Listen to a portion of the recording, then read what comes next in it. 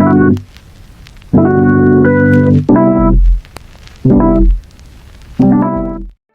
turma, bem-vindos a mais um vídeo. Como vocês estão? Vocês estão bem? Já lavaram as mãos hoje? Lembrem-se de continuar em casa, sair somente se for uma necessidade, sempre usando a sua máscara, passando álcool gel e respeitando a distância entre as pessoas. No vídeo de hoje, nós vamos fazer uma revisão sobre Di Cavalcanti, trazendo em tópicos todas as coisas que a gente precisa refrescar na nossa memória sobre o artista do nosso semestre. Então eu vou falar muito mais coisas sobre ele, quem ele é, o que ele fez, qual movimento artístico, onde morava, o que fazia, como trabalhava, todas essas coisas que a gente vem conversando e já vinha conversando nas rodas de conversa, o que me lembra, continuem participando delas. Essas rodas de conversa servem para alinhar as nossas atividades, assim como esses vídeos de revisão em tópicos servem pra gente refrescar a nossa memória das coisas importantes, igual foi no vídeo de revisão do sketchbook que saiu alguns dias atrás, ok? Então, se você tiver dúvida, deixa aqui nos comentários. Terminou as suas atividades, me envia via WhatsApp com o seu nome para eu poder salvar tudo na pasta da terceira mostra, que já tá ali dando só os chequezinhos de quem já enviou, ok? Então, vamos falar coisas importantes, tópicos essenciais que nós precisamos relembrar um pouco aí sobre o artista do nosso semestre, que é o modernista Di Cavalcanti, um perfeito carioca. Vamos lá.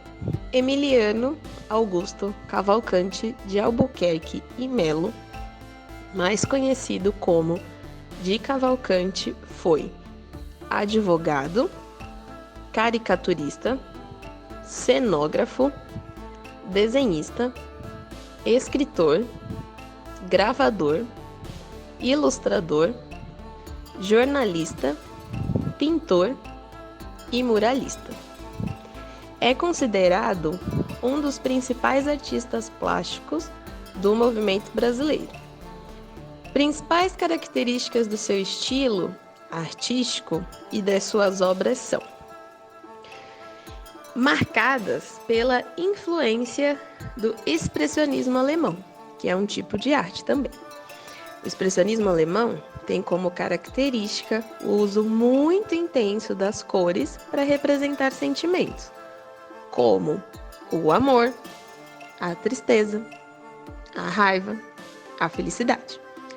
Outra característica que a gente encontra nas obras do Di Cavalcanti são o cubismo, que tem algumas características também marcantes, como geometrismo, que significa representação da realidade por meio de figuras geométricas, e a fragmentação de formas e distorção da realidade, igual lá nos quadros do Picasso. Lembram dele? Outra coisa que influenciou bastante as artes do Di Cavalcanti foi o muralista mexicano Diego Rivera, que pintava passagens sobre a história do México. Lembrando que murais são paredes muito grandes, que podem medir muitos metros de comprimento e que servem justamente com esse propósito de ajudar a contar uma história visual. Então, o Di Cavalcanti era um artista modernista com influências do expressionismo alemão, cubismo e desse muralista mexicano chamado Diego Rivera. As suas obras, ele abordou temas tipicamente brasileiros, como por exemplo, o samba, um dos quadros que infelizmente acabou em chamas e foi destruído em um incêndio. Ele também pintou temas como o carnaval, que possui um mural em um teatro no Rio de Janeiro, e também pintava como viviam as pessoas negras dentro do contexto de sociedade da época, ali entre 1920 e nos anos 70, pouco antes do seu falecimento. Então, Di Cavalcanti pode ser considerado também um pintor tipicamente humanista, porque ele gostava de pintar as pessoas para poder contar as suas histórias. Quando ele pintava essas pessoas negras em especial, ele estava mais interessado em mostrar as suas realidades, suas características, suas peculiaridades, e ele fazia isso com bastante respeito, tentando mostrar para as pessoas que isso também faz parte e é importante para a cultura e história do nosso país. De Cavalcante também pintava muito o cenário geográfico do Brasil, ou seja, paisagens. Ele também retratava em suas obras como praias, como na obra Família na Praia, de 1935. Então é muito comum que para ele, sendo um carioca, tenha essa influência de pintar o mar, essas paisagens, ou mesmo vocês podem pesquisar e vão conseguir encontrar obras como Barcos ou a obra Pescadores. Ele também pintava comunidades, como eu falei, ele queria retratar a vivência das pessoas negras, e as pessoas majoritariamente negras se encontram em comunidades, como na obra Quadro Favela, de 1958. Então, todas as suas obras têm vários contextos históricos aí por trás. Ele também era considerado bastante militante, certo? Então, ele se envolveu em diversos assuntos políticos dentro do tema da arte. Em algumas das suas obras, são comuns temas sociais do Brasil, como, por exemplo, festas populares, que vocês podem perceber nos quadros Festa Nordestina. Ele também pintou quadros representando operários, ou como, por exemplo, nas obras dos pescadores. Dentro do universo do Di Cavalcanti e das suas obras, além de todas essas referências que eu falei para vocês, Di Cavalcanti também gostava de pintar muito mulheres, ok? Essas representações acontecem de diversas formas e em diversas faixas etárias, como, por exemplo, no quadro As Meninas Cariocas, de 1926, As Cinco Moças de Guaratinguetá, de 1930, Mulher com o Gato, de 1953, Mulata, Pombos e Paisagem, de 1971, na obra Mulheres com Pássaros, de 1961, mas uma delas era especial e nesse quadro você pode apostar muitas cores fortes. Essa obra se chama Noêmia, de 1936, e essa aí é a esposa do Di Cavalcanti. Di Cavalcanti usou as cores do Brasil em suas obras, em conjunto com toques de sentimentos, influenciados pelo que eu falei lá no começo do expressionismo alemão, e com expressões marcantes de personagens retratados. Então ele procurava contar as histórias dessas pessoas da melhor maneira possível, do jeito que ele conseguia. Como falei, Di Cavalcanti estava fortemente envolvido com posições militantes, e uma delas foi colaborar no movimento de arte moderna mais importante e influente da história da arte do Brasil, que é produzir o cartaz e o programa da Semana de Arte Moderna, que aconteceu em 1922. Dentro desse contexto, a Semana de Arte Moderna aconteceu exatamente 100 anos depois de o Brasil finalmente resolver sua questão como Brasil República. Então foi importante para a arte, porque essa Semana de Arte Moderna tinha um contexto e uma linguagem de disruptura, ou seja, de se desligar de artes tradicionais e de tipicamente europeias. A arte moderna transformou o conceito estabelecido de arte, ok? Que precedia em diversos contextos, com várias linguagens. A Semana de Arte Moderna contou com artes, música e escrita.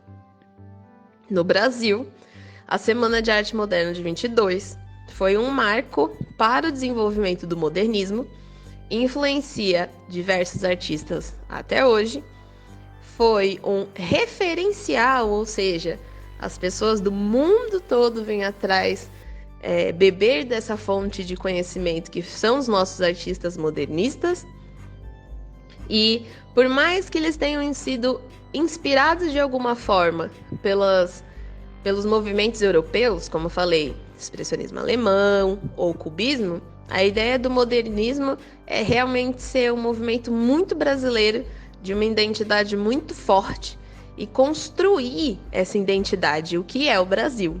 Então, por isso ele explorou esses temas de pintar paisagens, de pintar pessoas, de pintar questões sociais, como os operários, e assim por diante.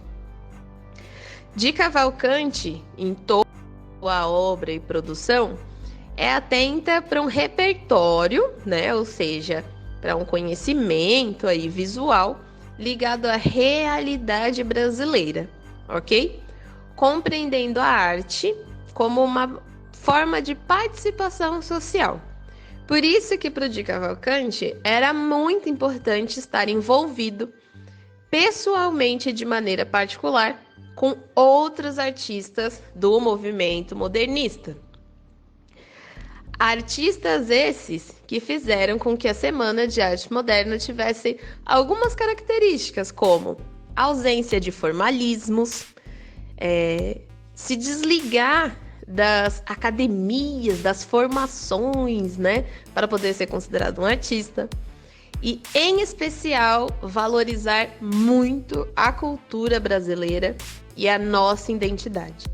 Finalmente, foi um movimento que falou sobre a nossa liberdade de expressão e que muito usou das experimentações, que foi aquilo que eu já falei com vocês em algumas rodas de conversa. Experimentar, fazer coisas novas. Por isso que a arte moderna, para algumas pessoas, parece ser um pouco confusa, porque ela é o desligamento das artes tradicionais. Lá, Di Cavalcante teve contato com alguns artistas como Mário de Andrade, Oswald de Andrade, Plínio Salgado, Anita Malfatti, que, aliás, era bastante amiga ali dele e foi uma das idealizadoras também da Semana de Arte de 22, assim como Heitor Villa-Lobos, Guiomar Novaes, Tácito de Almeida, entre diversos outros artistas que participaram ali, ok? Nem todos os artistas ficaram muito felizes com esse movimento de arte moderna, mas é importante ressaltar que em 1922, Di Cavalcante ainda era relativamente jovem, já que ele nasceu lá em 1897. Então, ele ainda tinha uma longa carreira de muitas exposições aí pela frente. Di Cavalcante apresentou-se em diversas exposições ao redor do mundo e essas exposições foram fortemente para mostrar nos outros lugares o que os artistas brasileiros têm de melhor, e ele com certeza é uma grande referência para todas essas pessoas. Dentro dessas obras, como eu falei no começo, tem caricaturas, pinturas, desenhos.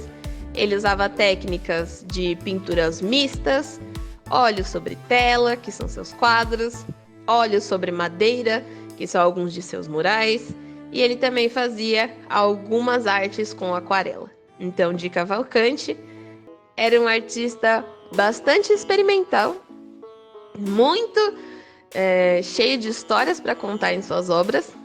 Todas as suas obras têm bastante coisa para ver e observar e prestar atenção.